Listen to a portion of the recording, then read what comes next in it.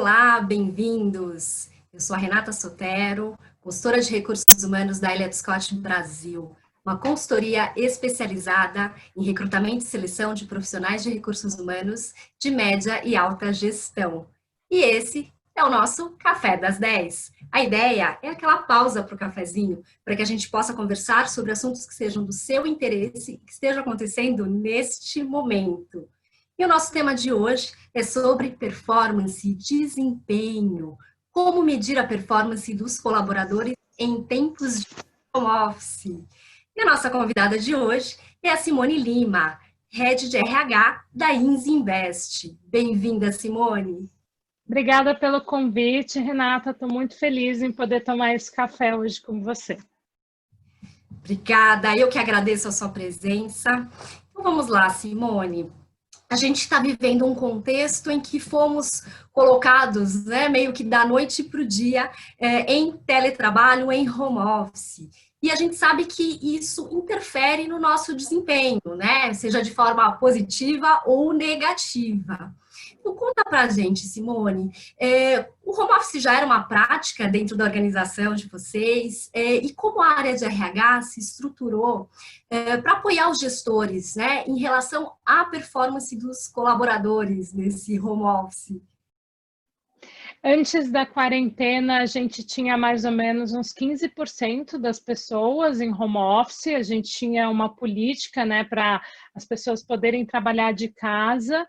Era um dia por semana, nada se compara ao que a gente está vivendo agora, né? Agora a gente tem 100% da empresa trabalhando de casa e 100% do tempo, né? Então, para a gente, para o RH, foi um início de muita adaptação. Desde você começar a utilizar mais ferramentas online para poder fazer entrevista com o candidato, para conduzir um onboarding, um treinamento, até essa parte, né, de gestão de desempenho, né, que na minha visão foi uma mudança muito importante que a gente fez. A gente gostaria de fazer independente, né, da quarentena. Acho que toda essa situação veio para acelerar, né, o processo, mas a gente gostaria de ter uma avaliação de desempenho muito mais fluida, muito mais constante do que aquele modelo semestral que a gente tinha, muito formal e muito custoso, né, para a maior parte dos gestores, porque era necessário preencher vários formulários, era necessário que toda a empresa participasse, né, porque era uma avaliação 360 graus. E aí a grande mudança que a gente fez foi para ter um feedback mais contínuo. Então a gente implementou um processo chamado de check-in. Esse processo ele consiste em cada interação virar um feedback, uma formalização de um feedback na ferramenta. Então, por exemplo, eu estou aqui numa reunião, ao sair dessa reunião online, essa reunião através de alguma ferramenta de vídeo, eu entro na ferramenta e eu registro um feedback de como foi aquela reunião. A gente utiliza basicamente duas dimensões para esse feedback. Uma parte é comportamental, conectada com os nossos valores e a nossa cultura, e a outra parte é em relação aos nossos KPIs, metas de time. Então, por exemplo, se eu tenho uma reunião com o meu time, uma apresentação de projeto, ao sair dessas interações, eu já registro um feedback sobre as pessoas que estavam naquela reunião. Então, tem sido um modelo muito mais fluido, né? A gente implementou ele há mais de um mês, e a ideia é que no momento da avaliação, a avaliação ela continua, né, sendo semestral, mas ela é uma consolidação de todos esses feedbacks que aconteceram ao longo do tempo. Então, o gestor ele não fica tão dependente de memória, né? Ele consegue restaurar, recuperar todos os feedbacks que aconteceram ao longo dos meses e fazer uma avaliação com muito mais tranquilidade. Eu acho que as pessoas, de forma geral, elas estão muito mais ansiosas por vários motivos, mas principalmente com essa questão de ter um feedback sobre o seu trabalho, saber se eles estão indo bem, se mesmo com todas essas dificuldades que a gente está passando, o desempenho ele se mantém positivo, e se não, o que precisa ser feito para ser melhorado, né? Então, o grande objetivo é poder atender nessa demanda das pessoas. Muito interessante, Simone. E quais foram os desafios que vocês enfrentaram para adaptar essa avaliação, né? E para ter aderência realmente dos colaboradores, para que eles se preocupassem em manter, em seguir esses feedbacks e o quanto isso era importante, né? Para mostrar como eles estavam reagindo, trabalhando, né, nesse período de home office. O primeiro passo é desenvolver a liderança, né? Capacitar a liderança. Não tem como você cascatear um processo desse para 500 pessoas sem ter os líderes mais sêniores, toda a camada de liderança envolvida, né? Então, o primeiro passo foi a gente estar muito alinhado sobre o problema que a gente queria resolver. Então, qual é o objetivo de um RH, de uma empresa implementar um processo de gestão de performance? Para a gente lá na Easy Invest, era para poder orientar melhor as pessoas em relação a resultado, era para poder ter um acompanhamento melhor sobre a vivência da cultura, dos valores, e, obviamente, conseguir dar uma orientação melhor de carreira, de desenvolvimento individual para as pessoas. Então, basicamente, eram esses três objetivos. A gente conseguiu chegar num acordo, né, com todos os líderes em relação a esses objetivos, e aí foi quando a gente foi apresentando como seria, né, esse processo. Foram algumas reuniões, né, para mostrar esse processo, para entender possíveis ruídos que poderiam ter. E aí, uma vez que a gente conseguiu alinhar, né, a gente chegou a rodar 2 semanas de testes com os líderes, sem colocar para a empresa inteira. E aí foi um momento que a gente viu a importância, né, de ter lembretes do feedback. Então, a própria ferramenta ela consegue customizar lembretes para o líder e para as pessoas, se elas já praticaram algum feedback, se elas já registraram algum feedback na ferramenta. Então, esses lembretes, eles foram importantes. E não tem jeito, né? Muita comunicação. Então, comunicação por e-mail, a gente usa o Slack, muita comunicação por Slack, vídeos ensinando passo a passo, guia. E acho que, de forma geral, o principal ganho é você ter um acompanhamento mais próximo do colaborador. Então, isso é um papel fundamental da liderança, né? E, ao mesmo tempo, é uma demanda muito grande das pessoas. Então, acho que por esse motivo a gente conseguiu mobilizar todo mundo, né, em prol de um mesmo objetivo. Olha só, essa questão da proximidade, ela é muito importante nesse momento, né? E, Simone, quando a gente pensa, né, já no retorno aos escritórios, nas organizações, né, como é que vocês imaginam que vai funcionar esse modelo, ou como ele terá que ser adaptado, né, quando a gente tem uma parte dos colaboradores presencialmente, né, nos escritórios, nas organizações, e outra parte que continua em trabalho remoto? Como é que fica essa avaliação? Como eu te falei, a gente tinha vontade de implementar esse modelo antes até da quarentena, né? Então, a gente acredita que é um modelo que ele funciona estando todas as pessoas presencialmente, ou estando parte remoto, ou toda a empresa remotamente, porque você consegue ter nesses feedbacks muito insumo, principalmente qualitativo, do que está indo bem, do que não está indo bem. E o nosso modelo de avaliação anteriormente era muito quantitativo.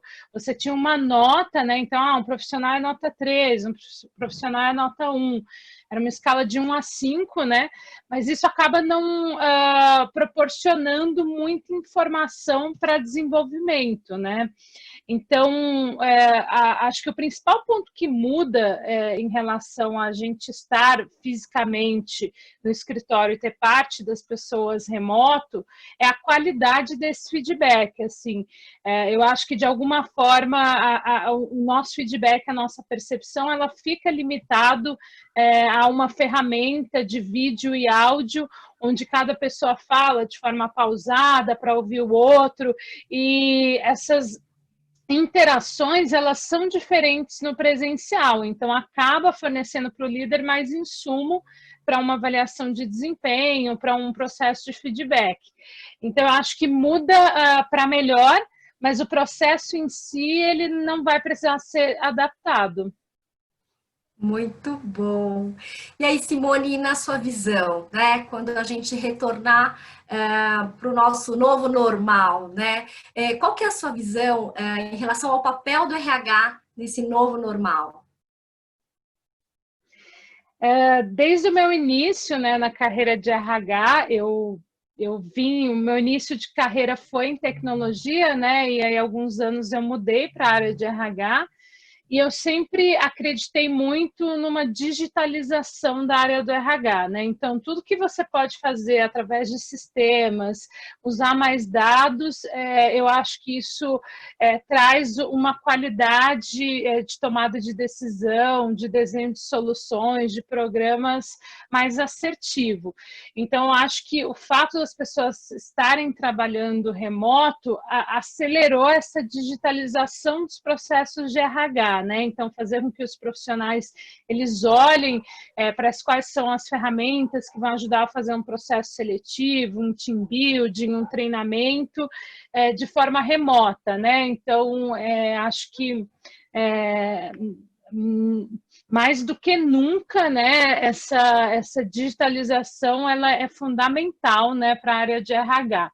E aí, junto com isso, né, acho que tão importante quanto é que os profissionais de RH, eles consigam, de fato, trabalhar o olhar mais humano da empresa, né? Que, de fato, o RH ele consiga capacitar os líderes, ajudar os líderes a serem mais empáticos com as pessoas. Então, antes, um líder que conseguia fazer um bom direcionamento de meta, de atividade, em geral, ele tinha uma boa performance. No nosso contexto atual, não necessariamente esse líder ele vai ser suficiente para as demandas que as equipes vão ter, né? Então, acho que quanto mais a gente conseguir estabelecer conexões que vão além das atividades do dia a dia de trabalho, conseguir estabelecer relações mais humanas, mais empáticas, eu acho que a gente vai conseguir não só criar um dia a dia de trabalho melhor, né? Mas a gente vai conseguir também ter melhores resultados, né, para as empresas. Então, acho que o RH tem um papel fundamental em ajudar essas empresas a fazerem essa mudança, né, ao mesmo tempo empoderar o líder, né, porque no dia a dia quem vai conseguir fazer isso com escala, né, é o líder, né.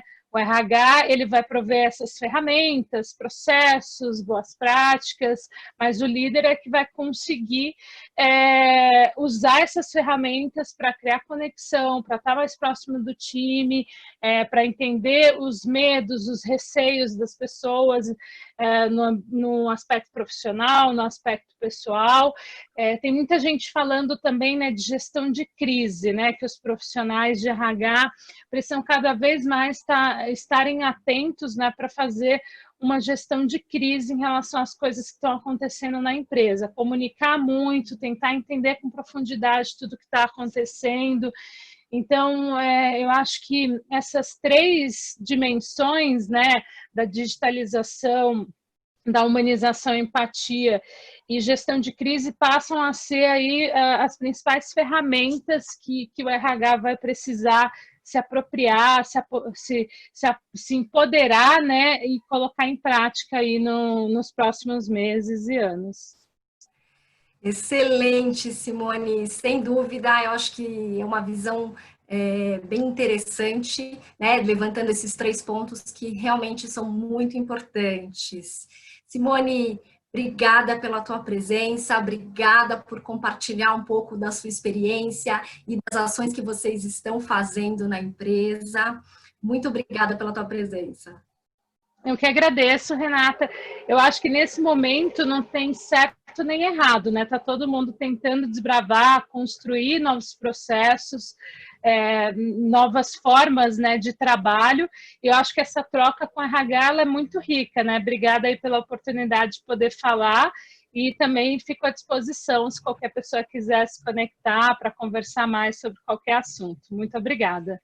Excelente, pessoal. Essa foi a Simone Lima e esse foi o nosso Café das 10. Se vocês gostaram, deixe os seus comentários aí no final do vídeo e não esqueçam de habilitar o sininho para que vocês recebam as informações assim que a gente postar um vídeo novo.